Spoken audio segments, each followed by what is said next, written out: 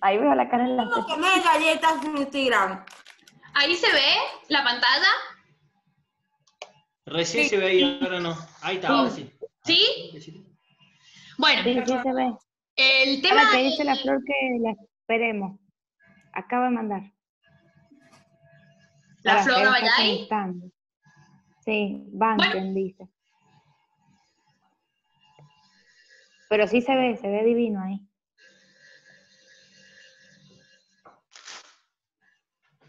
¡Ey! ¿A mí se me fue?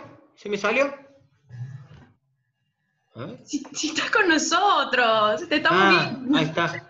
No, ahí está, ya estoy. Para que voy a dejar de grabar, para que no se suba esto, porque si no después se sube esto y mi mamá me vio el video de YouTube y me dijo, divino, entendí todo, pero decís muchas malas palabras. Así que no quiero que mi mamá me rete, chicas. A la Gaby diciendo de no sé qué en 4. ¿Qué falta? Eso subilo en privado, que lo vean ustedes, ¿no?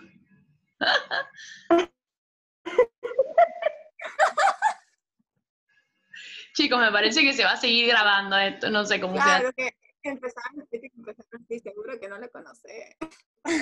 ¿Cómo? Que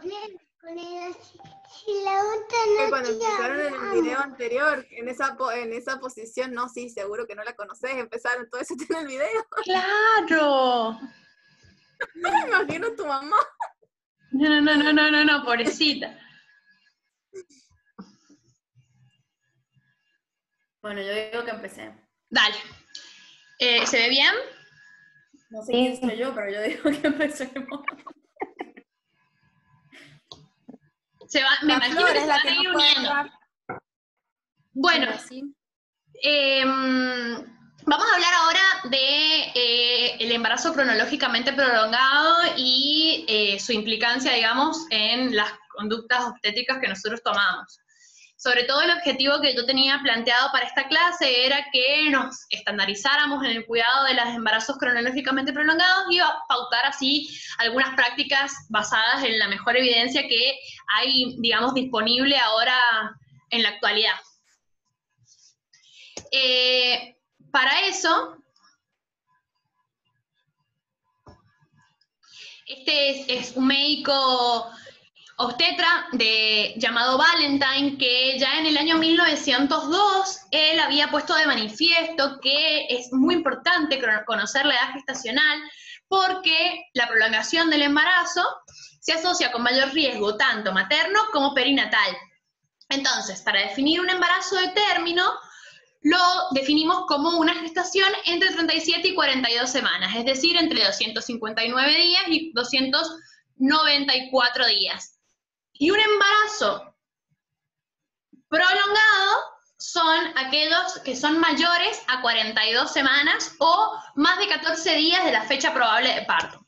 Entonces, nosotros a esta patología la definimos como a veces 41 semanas. Entonces, es cronológicamente prolongado cuando ha pasado las 42 semanas.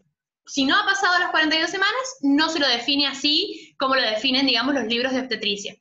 El embarazo cronológicamente prolongado, según la FIGO, la Organización Mundial de la Salud y la Asociación del Colegio de Obstetricia y Ginecología, lo definen como una gestación simple que supera los 294 días y lo define como que ocurre en el 10% de las gestantes. Entonces, como ya en 1902 ya nos decía Valentine que el riesgo incrementaba a partir de las 41 semanas, esto de las 34 a las 40.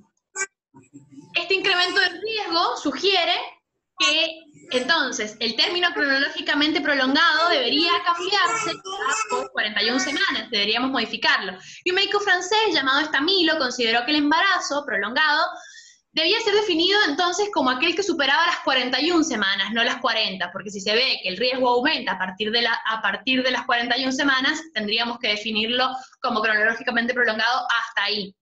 Pero se estima que el realmente prolongado, el con hipermadurez, el que realmente, fehacientemente y comprobado es cronológicamente prolongado con hipermadurez, solo representa entre el 1 y el 2% de las gestaciones. El resto corresponde a falsas prolongaciones del trabajo de parto. De la gestación, perdón. ¿Qué es una pseudoprolongación? Son todos esos embarazos que nosotros los llamamos como cronológicamente prolongados, pero que verdaderamente están entre las 41 semanas cumplidas y las 42 no cumplidas, es decir, entre las 41 y las 41,6. Eso es un falso o una pseudoprolongación. Entonces, en los últimos años, la SEGO y diferentes otros hospitales del mundo han llamado a que cambiemos el término cronológicamente prolongado para finalizar todas las gestaciones a partir de las 41 semanas. Sobre todo la SEGO elaboró un documento donde recomienda que se empiecen a realizar maniobras de inducción del trabajo de parto a partir de las 41 semanas. Y el Hospital Rawson se guía a través de estas guías. Bueno, tenemos que el embarazo cronológicamente prolongado responde a diferentes etiologías. Tiene un origen multifactorial, entonces no podemos determinar cuál es la causa realmente, pero se asocia, por ejemplo, a etiología fetal que se produce por una demora en la maduración cerebral fetal, o ausencia de, por ejemplo, el eje hipotálamo-hipofisiario, como sucede en los pacientes con anencefalia, o una disminución o ausencia del sistema de las glándulas suprarrenales. Entonces, esas etiologías nos pueden llevar a una prolongación de la edad gestacional. Otra de las etiologías es la etiología placentaria, que ya lo vamos a ver bien, pero generalmente la sulfatasa placentaria se llama, generalmente está producida en un cromosoma de una pequeña parte del cromosoma X, por eso se lo asocia también a las gestaciones de varones. Entonces, el déficit de esta enzima podría ser uno de los responsables de que la gestación se prolongue. Otra de las etiologías es la etiología de las membranas, donde dice que, por ejemplo, la decidua es rica en prostaglandina F2-alfa y y el amnios es rico en prostaglandina E2. Entonces, y el corion, por ejemplo, es rico en las prostaciclinas que degradarían esto. Entonces, la idea es que no haya un desbalance entre prostaglandinas producidas por la decidua o el corion que hagan que no se produzca la maduración cervical y por ende se prolongue así la gestación. Entonces, también hay otras etiologías que son las etiologías propuestas por el miometrio, donde dice que el miometrio es un órgano que está inhibido en el momento de la gestación por la progesterona, entonces produce AMP cíclico y esto hace también que aumente el calcio y esto va a hacer que disminuyan así las prostaglandinas miometrales, por ende la maduración cervical no se produzca y se prolongue así la edad gestacional. Y otro factor es el factor cervical, que nosotros sabemos que el cervix no está compuesto por músculo como el miometrio, sino está más compuesto por fibras colágenas, que en su mayoría están compuestos por condroitinsulfato, digamos por glucosaminoglucanos o proteoaminoglucanos, que lo que van a hacer es generar, por ejemplo, condroitinsulfato o dermatansulfato, que son los dos los responsables de darle la firmeza que tiene el cuello. Entonces, cuando se produce el trabajo de parto, lo que se hacen es empezar a liberar neutrófilos que van a producir una cascada que va a liberar interleucina 8, que también es la responsable de hacer que las colagenasas y las elastasas se activen y empezar a degradar. Si esto no sucede, la gestación también se puede prolongar. Entonces, esa es, digamos, la fisiopatología y la etiología de por qué se puede producir una prolongación del embarazo. Y los factores de riesgo relacionados a la prolongación del embarazo generalmente es que haya tenido un embarazo previo de 41 semanas o cronológicamente prolongado más de 42 semanas. Generalmente aumenta un 20% el riesgo de recurrencia si esta persona ha tenido ese antecedente. O antecedentes obstétricos como la primiparidad. Se ha visto que se han hecho estudios donde, por ejemplo, han comparado poblaciones multíparas y poblaciones primigestas, donde no ha habido diferencia entre la prolongación del inicio de trabajo de parto, pero en otros estudios sí han visto que se ha relacionado más con primigestas. Y la obesidad también, porque el índice de masa corporal aumenta el riesgo de que se prolongue la gestación a medida que va aumentando el índice de masa corporal. Se ha visto que, por ejemplo, en las personas obesas, un 30% tiene riesgo de presentar un embarazo cronológicamente prolongado. Otro de los factores de riesgo es la edad materna, mayor a 40 años.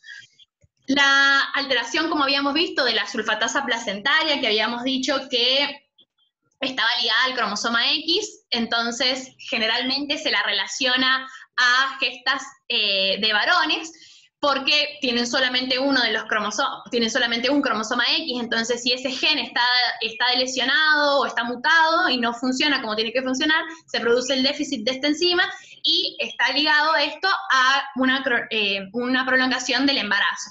Y la anencefalia, como habíamos dicho, es un factor de riesgo para que comience el trabajo de parto por estos mismos factores fetales que habíamos dicho, que la falta de desarrollo cerebral o del eje hipotálamo hipoficiario nos puede producir que se prolongue así la gestación.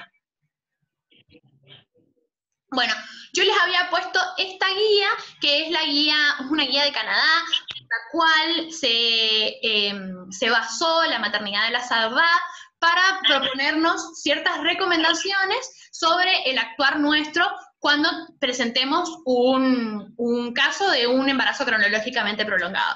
Entonces, primero, como nosotros como obstetras tenemos que definir a cuándo vamos a considerar que la fecha de última menstruación es cierta o no.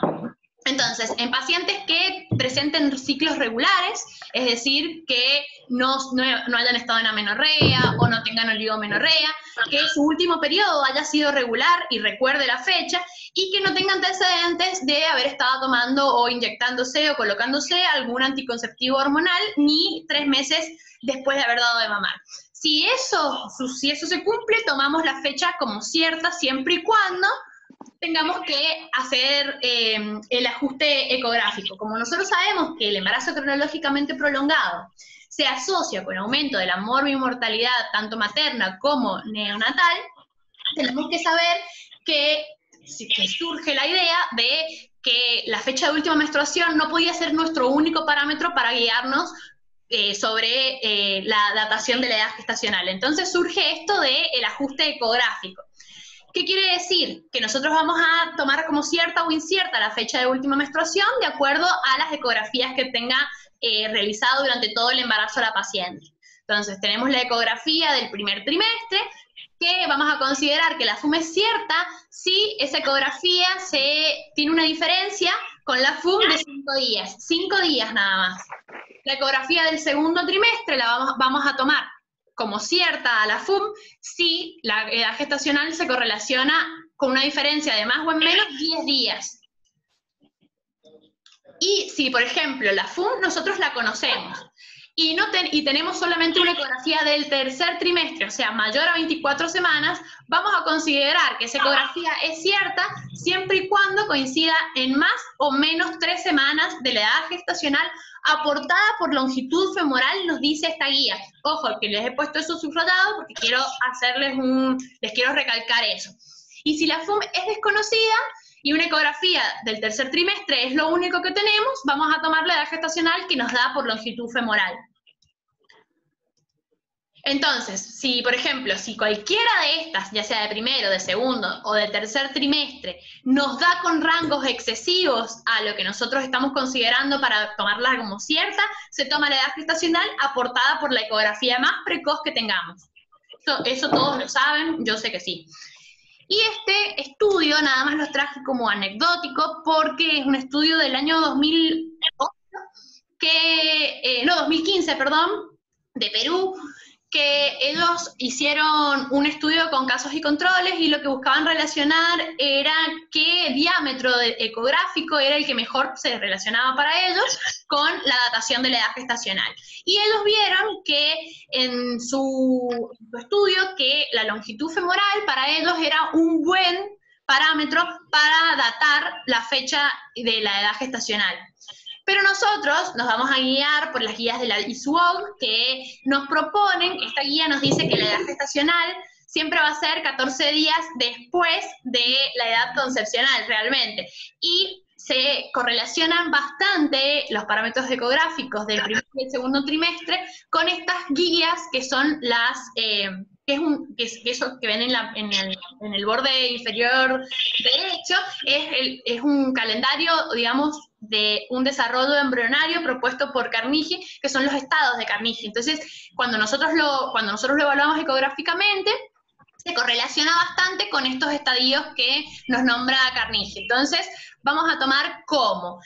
Vamos a dividirlas en ecografía de primero y segundo y tercer trimestre. O sea, primero tenemos un grupo que es la del primero y la del segundo y el tercero aparte.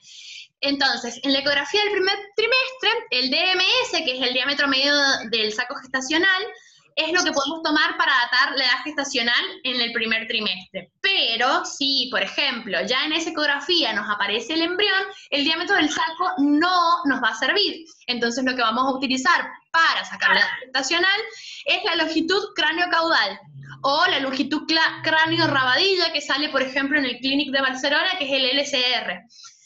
Este es el parámetro más preciso para estimar la edad gestacional según los valores de la ISUOG. Y muestran los otros valores, como el diámetro biparietal, la circunferencia abdominal, la longitud femoral, a esta altura del embarazo, muestran una mayor variabilidad.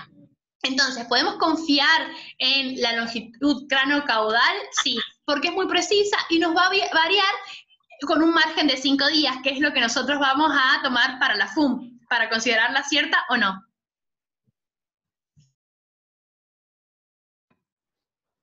Chicos, perdón, se me cortó. Que sea la última vez, decirle, ¿sabes? No sé qué le pasa a esto. Sigo. Por favor. ¿Se va entendiendo algo o no? Vos dale nomás. Vos dale. Puedo darle que todavía no meriendo. Ah. Bueno, entonces estábamos hablando del primer trimestre. Después, entonces, ¿cómo se considera la ecografía del primer trimestre? Entre las 11 y las 13.6 semanas, como lo ideal para realizarla, y los parámetros como la longitud cráneo-caudal y el diámetro biparietal son los más comúnmente que nosotros usamos para datar la edad gestacional. Pero, ¿por qué les traigo también el diámetro biparietal? Porque la longitud cráneo-caudal no nos va a servir para datar edad gestacional si está por encima de 84 milímetros. Entonces, tenemos que fijarnos con qué realmente es con lo que la vamos a datar. Y en el segundo trimestre no se ha establecido tampoco con qué vamos a datarlo, pero los parámetros más certeros son los diámetros de la cabeza. Por ende, la circunferencia cefálica y el diámetro biparietal son los que se consideran de elección para datar la edad gestacional en las ecografías del segundo trimestre. ¿Hay alguna duda con eso? No, yo creo que no. Buenísimo. Lo veníamos haciendo siempre. Claro, pero los chicos, preguntar. en la maternidad, en el sector 1, siguen tomándolo, a pesar de que es segundo o tercer trimestre, con la cráneo caudal. ¿O no? Ah, no, lo que yo tengo duda es con respecto al, viste que el de Barcelona te habla de que si tiene menos de 84, chao, lo tomás con eso, pero si tiene más de 84, usás el biparietal hasta los 60, y si tiene más de 60, usás la FUM. Exacto. Y si no, si es cierta, y si no, usás la circunferencia cefálica. Pero nosotros en el piso deberíamos usar el biparietal y la longitud femoral, seguimos guiando por eso. En el primer trimestre, la longitud cefalocaudal, siempre que sea menor a 84 milímetros. Y en el segundo trimestre, el diámetro biparietal. Bien. O sea, la circunferencia de eso no lo usamos. La circunferencia cefálica, no, la circunferencia cefálica siempre podés correlacionarla con el diámetro biparietal porque son los dos parámetros que utiliza en el segundo y el tercer trimestre para cálculo de edad. Bien. Y en el tercer trimestre seguimos con la longitud femoral. No, diámetro biparietal o circunferencia cefálica. También, igual Sí. que en el segundo. Igual, Bien. primer trimestre, longitud craneocaudal, y los otros 2 trimestres, diámetro biparietal o circunferencia cefálica, según las guías que son del 2019 de la ISUOC. No sé Listo. cómo vamos a manejarnos, por eso la idea es de hacer esto y plantear las dudas para que cuando estemos frente a los jefes o alguna duda de datación de la edad gestacional, ver qué es lo que vamos a hacer en el piso. Bueno, las Perfecto. complicaciones neonatales más frecuentemente asociadas al embarazo cronológicamente prolongado es, por ejemplo, una de ellas, la muerte fetal. ¿Por qué? Porque se ha asociado a un mayor riesgo a partir de las 40 semanas. Entonces, a partir de las 41 semanas, aumenta el riesgo de muerte fetal 1.4. Y a partir de las 42 semanas aumenta el riesgo de muerte fetal a 1.7. Y esto tiene un índice de confiabilidad de un 95%. Es decir, que a partir de las 40 semanas aumenta exponencialmente el riesgo de muerte fetal. Otro de los que habíamos visto, que son los grandes para la edad gestacional, también están asociados, sobre todo si son varones, a embarazos cronológicamente prolongados. Otro de las lesiones que podemos encontrar son lesiones traumáticas neonatales, como habíamos hablado, generalmente más que a la prolongación del embarazo, se asocia a los grandes para edad gestacional, sobre todo la fractura de clavícula, las lesiones de plexo braquial. Y otro de los importantes son el FALAM, que es el síndrome de aspiración de líquido amniótico meconial, que se da generalmente en los embarazos cronológicamente prolongados, y aumenta a partir de las 40 semanas el riesgo de que se produzca 1.5 veces,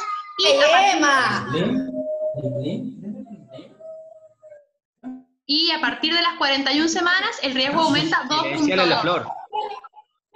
Comparado en respecto con los embarazos terminados y finalizados a las 39 semanas. Entonces, que este síndrome de aspiración meconial se produce por la aspiración de meconio durante el trabajo de parto o durante el parto, porque el feto ha presentado hipoxia y generalmente hacen gasping. Entonces, al hacer ese gasping, aspiran líquido amniótico y ese líquido amniótico encima está meconiado. Que el meconio no nos indica que ha habido hipoxia. El meconio lo único que nos está indicando es que hay madurez intestinal. Por ende, el problema va a ser el síndrome de aspiración de líquido amniótico. Y las complicaciones maternas, como habíamos hablado también en la clase de grandes para la edad gestacional, una de las complicaciones es el parto instrumentado. Generalmente aumenta la tasa de cesáreas, por ejemplo, cesárea primaria. Eso quiere decir que ante la pérdida del bienestar fetal se hacen cesáreas de urgencia o cesáreas de emergencia por esto de el embarazo cronológicamente prolongado. También se asocia generalmente a riesgo de corioamnionitis o desgarros perineales y endometritis.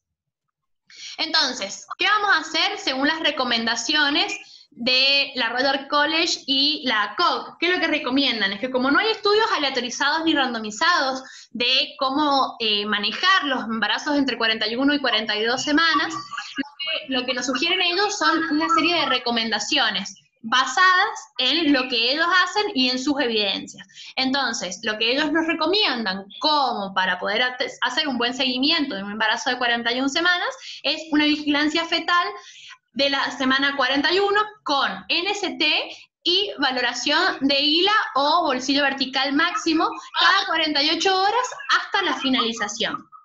Entonces, la vigilancia fetal ante parto, lo que vamos a hacer es, por ejemplo, valorar el líquido amniótico, como habíamos dicho, mediante ILA, o mediante bolsillo vertical máximo. Y tener en cuenta por qué lo valoramos, ya que si nosotros presentamos un oligoamnios por menor de 5 centímetros según el ILA, o menor a 1 centímetro según el bolsillo vertical máximo, se relaciona con resultados perinatales adversos como meconio con la consecuente síndrome de aspiración del líquido amniótico meconial, muerte fetal, como habíamos hablado, y mayor tasa de partos instrumentales. Y otro de los parámetros que vamos a usar cada 48 horas para controlar el bienestar fetal es el NST, el Non-Stress Test, que tiene alta sensibilidad, pero tiene baja especificidad porque tiene muchas tasas de error, o sea, por ende tiene mucha tasa de falsos positivos. Es una buena técnica para valorar salud fetal, pero bueno, no se tiene que siempre estar acompañada de la medición del ILA. Una disminución de las variabilidades, es decir, un NST no reactivo, se relaciona con distrés fetal y acidemia, es decir, que tiene alto riesgo de muerte fetal intraútero. Pero una variabilidad normal nos da un buen valor predictivo negativo, es decir, ¿qué es lo que es el valor predictivo negativo? Como habíamos hablado el otro día del valor predictivo positivo, son los verdaderos negativos sobre el total de negativos. Entonces, lo que nos va a dar son realmente los que fueron negativos. Entonces, tiene un buen valor predictivo negativo el NST. ¿Y por qué hacemos todo esto? Para poder saber cuándo vamos a nosotros tomar una conducta, porque nosotros decimos, bueno, al día de hoy todavía hay ciertas incertidumbres de cuándo internamos, si lo internamos a las 41, si lo internamos a las 42, si lo interrumpimos a las 41, a las 42, porque no hay un estándar, digamos, de la valoración de decir cuándo es cronológicamente prolongado o nos vamos a datar por solamente 41 semanas. Y saber bien si la fecha que nosotros estamos sacando de edad gestacional es realmente la correcta. Entonces, como hay incertidumbres al respecto, se han propuesto ciertas guías y ciertas recomendaciones, sobre todo para los embarazos entre 41 y 42 semanas. ¿Y qué es esto? Mantener una conducta expectante o generalmente inducimos el trabajo de parto.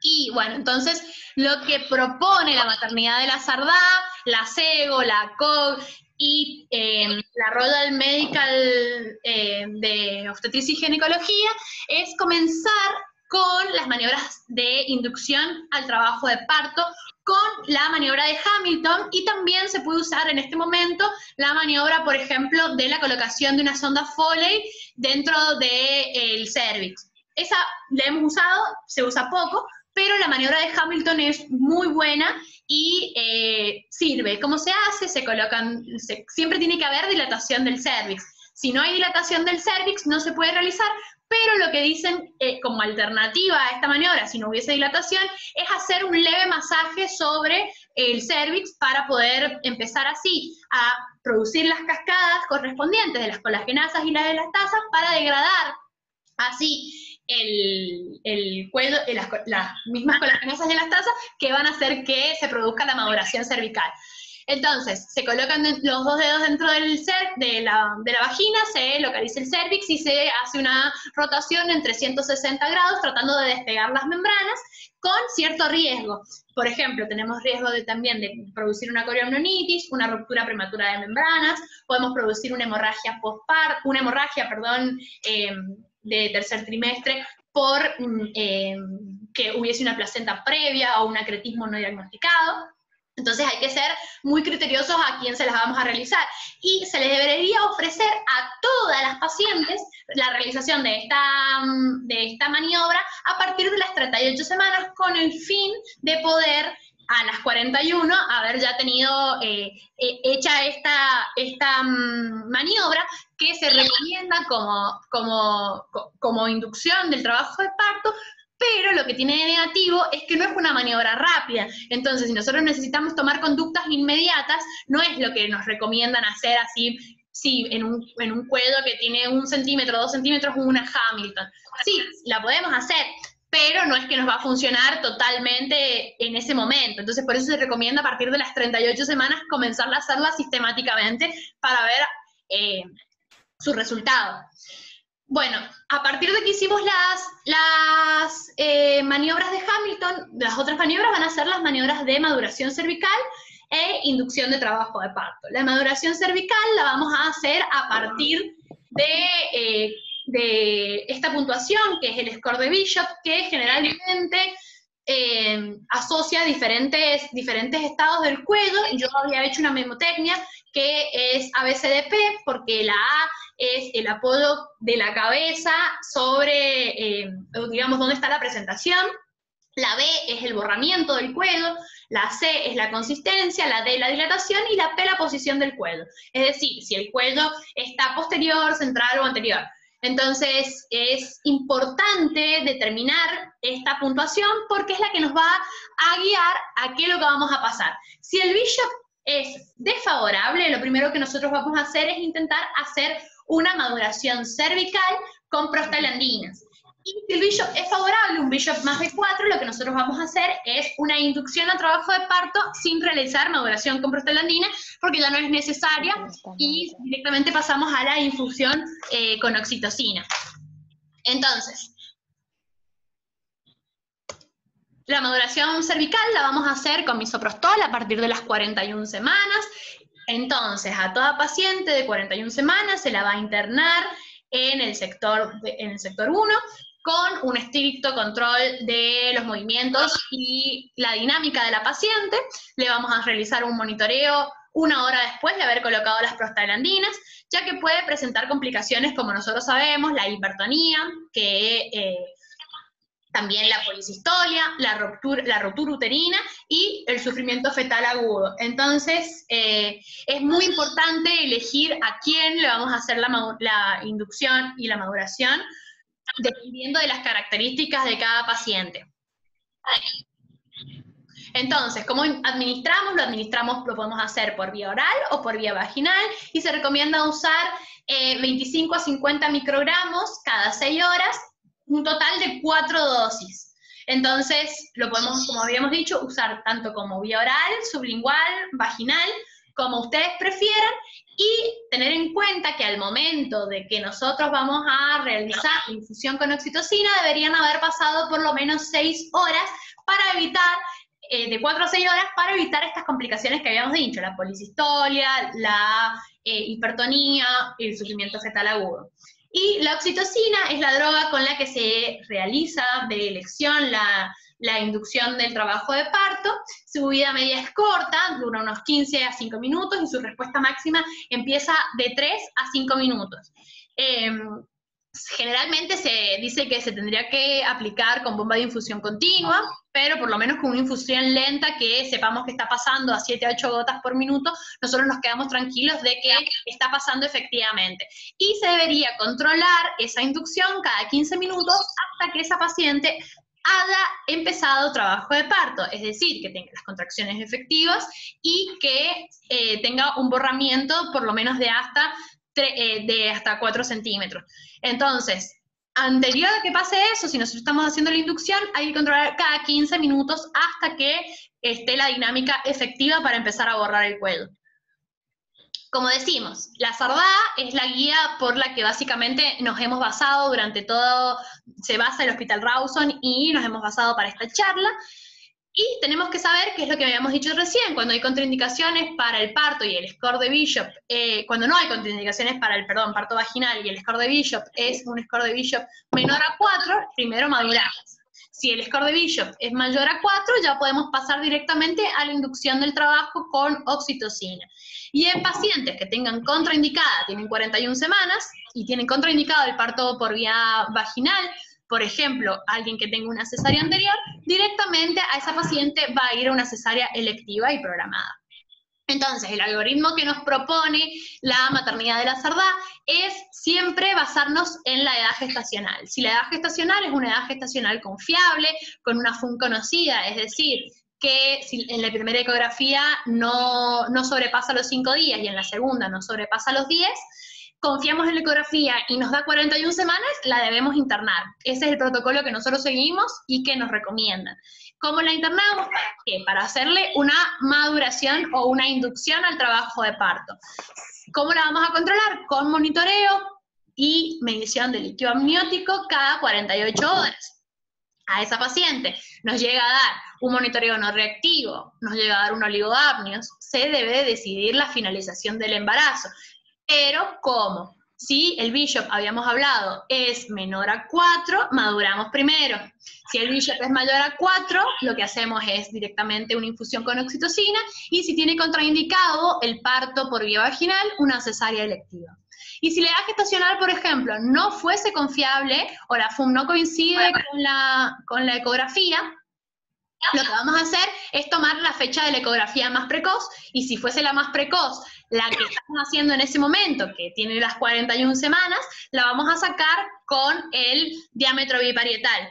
Si nosotros descartásemos las 41 semanas, podemos seguirla ambulatoriamente. Si confirmamos que tiene 41 semanas, seguimos con todo el protocolo del embarazo de 41 semanas, que como dijimos, internación, vigilancia con NST e ILA, y finalización de acuerdo al Bishop o a las características y contraindicaciones de la paciente. Con eso se termina la clase. ¿Tienen alguna duda? ¿No?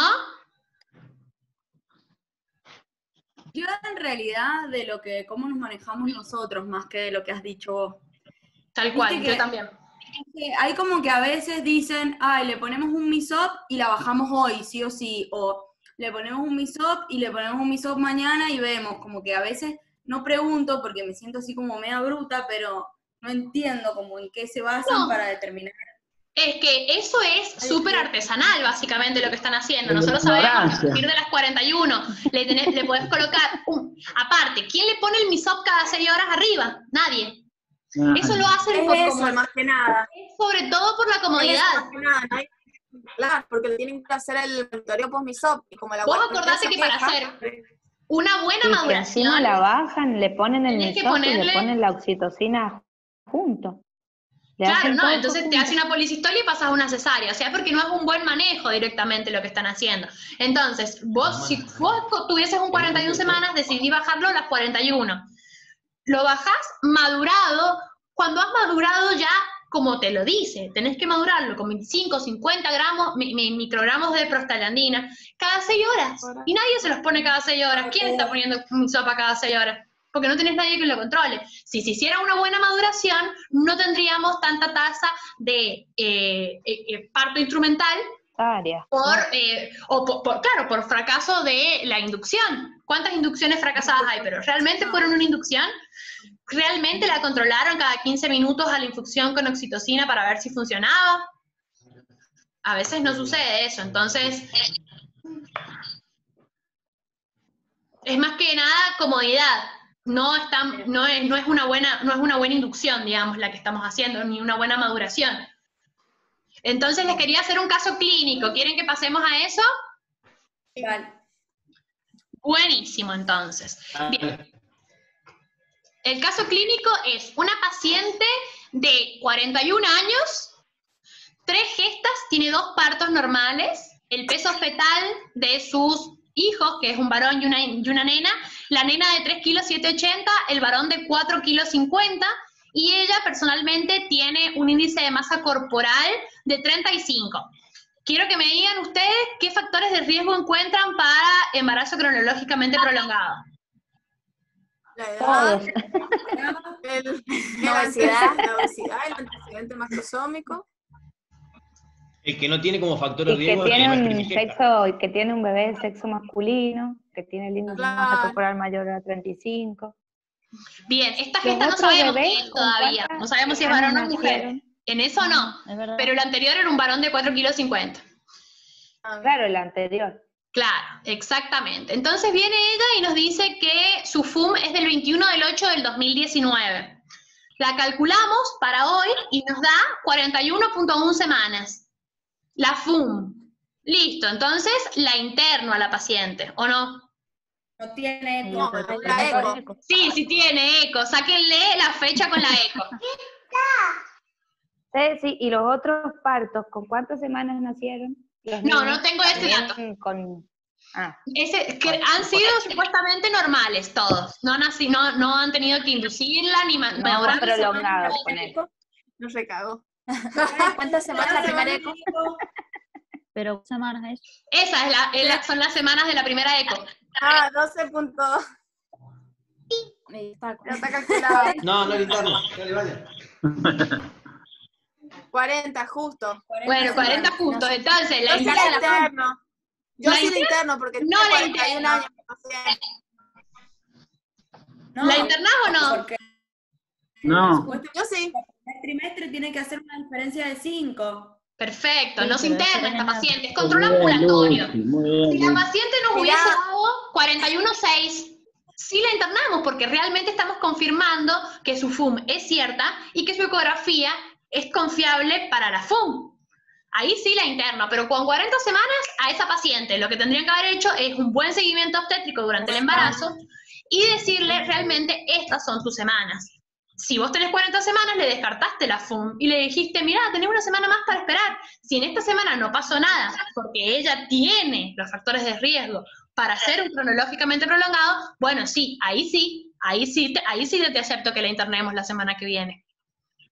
Ceci, vos sabés Sí. que una de las guías que leímos acá con la Mari, que es del de Barcelona, dice Sí. que las pacientes mayores de 40 años o obesas se las intenta inducir a las 40 semanas. 40. No sé Sí. si eso lo habías... Mira, Sí, en eso dice el fetal medicine. no hacen diferencia, ni en el Hospital Rawson, no hacen diferencia en la inducción de pacientes obesas o pacientes con algún otro factor de riesgo, como por ejemplo lo añoso. No hacen diferencia con eso y claramente en el hospital tampoco, no inducimos a las obesas con 40 semanas.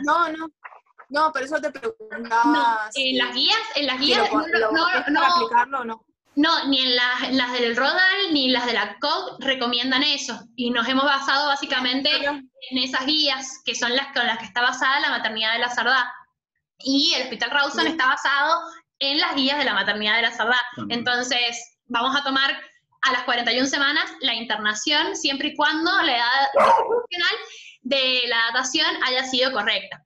Y yo acá les traje esta ecografía que dice que la paciente tiene, hoy le hicimos una eco, y tiene un feto único, longitudinal cefálico, con dorso derecho, con un peso de 3 kilos 850, frecuencia cardíaca normal, placenta posterior, grado 3, un hilo de 5, y no tiene malformaciones fetales, no tiene circular de cordón, y en esta eco también nos da 41.2 semanas. ¿Qué hacen? Necesito la conducta obstétrica que tomarían con esta paciente. Hay que internarla igual porque es un oligogamio.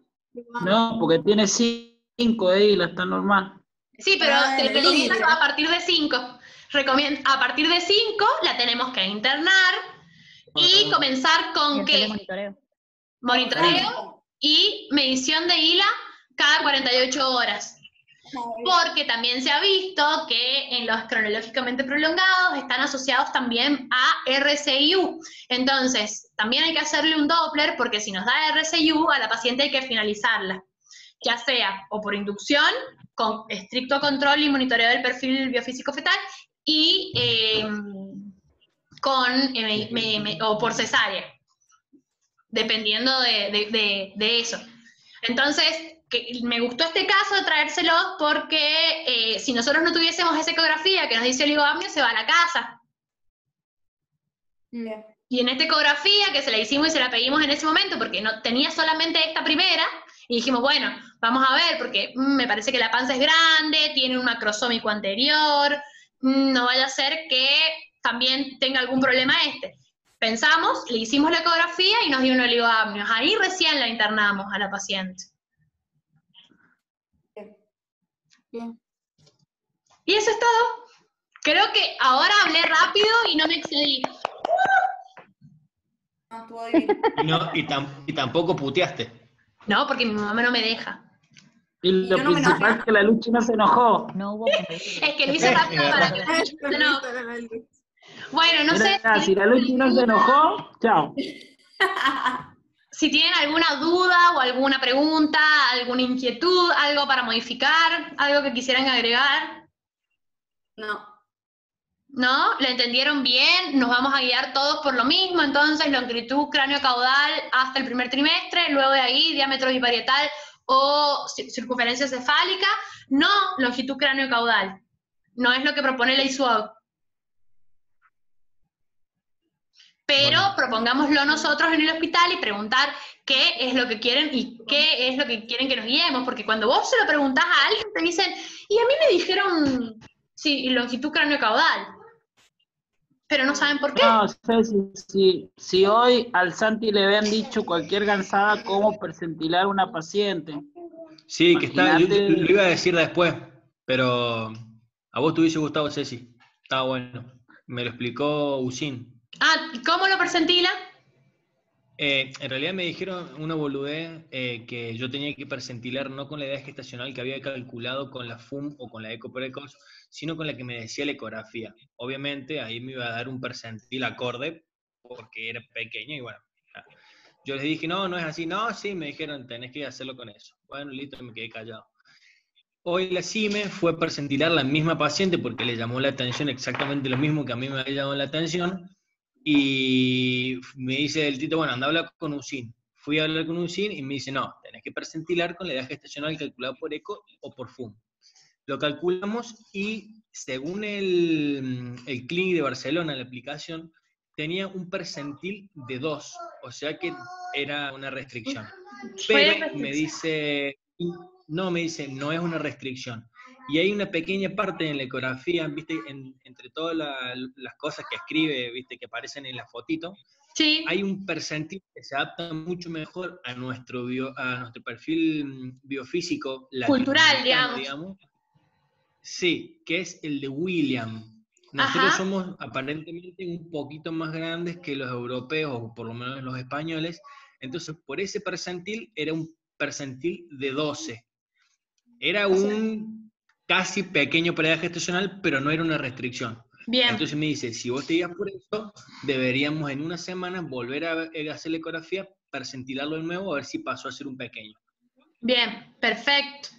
Pero si hubiese sido una restricción, él te lo pone. Para que cuando les toque una restricción, un pequeño para edad gestacional, lo calculen con el de William ese, porque si lo calculan con el del Clinic, quizás sacan un bebé que no correspondía. Claro, perfecto, está buenísimo eso. Está buenísimo eso que nos dijiste. Bueno. Y bueno, esto también también está adaptado, por ejemplo, por eso les traje el de Perú. Como a ellos sí les convenía medir por longitud femoral y no por diámetro biparietal, porque a ellos sí se les correlacionaba la longitud femoral con la edad gestacional, según las fórmulas. Entonces, depende de cada población, depende de la raza, depende de la etnia, qué fórmula o qué vas a seguir. Mirá, y la Maru tiene unas tablas que se adaptan mucho mejor a esto que te estoy diciendo, así que si querés, Maru, pasalas a las tablas fotitos. Las que son en fotocopia. No, es una tablita que me ha pasado la Meli que en realidad es para varón y nena, o sea, es como que está... Sí, las tablas de percentil, pero si vos las ponés... Claro, pero no es la que es... No es la que es para varón y la que es para nena, es una sola tabla que es para varón y nena, es para los dos. Sí, la que está pegada en el sector, la que está pegada en el sector 1. No, es otra. Es otra. La del sector 1 se diferenciaba. Vos estás diciendo la que tiene Usin, la Maru tiene otra. Ella tiene la posta, parece. Bueno, mañana le saqué el percentilo con esa tabla y me dio entre el 10 y 25, o sea, ahí. Claro, perfecto. Claro, y a vos te daba 2, Santi. Sí, y con las tablas de las otras te daba 2. Sí, con la de la aplicación. Con la iFeta. Bien. Y entonces, ¿qué nos recomienda hacer él? Usar las tablas, no usar la aplicación. Usar las tablas, exactamente. Buenísimo, entonces. O, en su defecto, ese pequeño cálculo que se llama de William. Van a leer ahí, William. Ese es bastante como que certero. ¿Ya está calculado, Santi, o no? Sí, te lo da. Ahí me decía 12 percentil, 12.4. O sea, hasta con decimales te lo da. Buenísimo. Espectacular. Buenísimo, chicos. Entonces, yo creo que terminamos. Ya el lunes no sé qué es lo que toca, pero bueno, nos vemos el lunes seguramente. Toca RPM. Ah, el tuyo. Por eso me estás mandando información. No, si esto no es de RPM. Ah, no, para vos sí. Sí, te estábamos Ceci, mandando el link. ¿y hay examen hoy? En Sí, la ya en un cuando rato lo más se los subimos mando. En un rato más se los mando. ¿Y Y mandó el dónde de lo la clase hacemos? Porque pasada yo que no lo estuve hice. guardia el día que lo subiste. Claro, yo no lo he Pero hecho ya tampoco. les mando Así el lo de hacemos. hoy, les mando el del otro día también. Tienen 0, Creo que lo mandé al de la residencia, pero Bueno, yo buenísimo. se los mando en el otro y ya les mando el nuevo y el link de este cuando lo suba. Igual hoy no había nadie de nosotros de guardia, entonces lo van a tener. Claro. Así que bueno, les mando un beso, espero que les haya servido. Chau, Siempre. chau. Gracias, Ceci. Adiós. Chao. Chau, Juanita. Nos vimos. Saludos a tu Ay, papá, sí. Juanita. Chao, Juani. Chao. Nos vemos. Ay, ¿cómo te corta esto? Te salí.